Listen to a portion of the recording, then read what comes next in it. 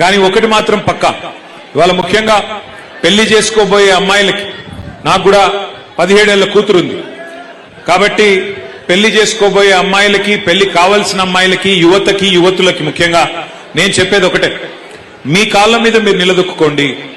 ఆర్థికంగా మీరు ఇండిపెండెంట్ గా ఉంటే, ఫైనాన్షియల్ గా ఇండిపెండెంట్ గా ఉంటే తప్పకుండా సమాజంలో గుర్తింపు, గౌరవం అన్ని కూడా ఆటోమేటిక్ గా వస్తాయి.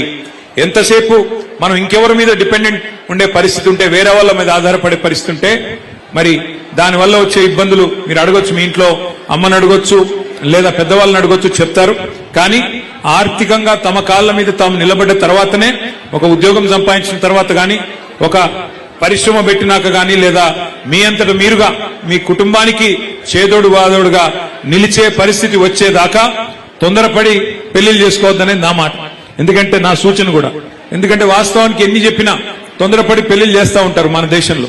కానీ అమ్మాయి తన కాళ్ళ మీద తాను నిలబడితే, ఒక ఉద్యోగం సంపాదించడం కానీ, లేకపోతే ఇంకో రకంగా కానీ ఫైనాన్షియల్ ఇండిపెండెన్స్ వస్తే ఆ గౌరవం వేరు, ఆ స్వాతంత్ర్యం వేరు.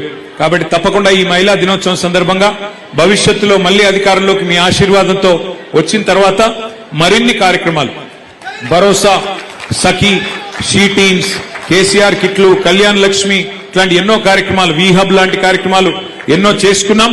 దీనికి రెట్టింపు తప్పకుండా భవిష్యత్తులో కూడా చేసుకుందాం.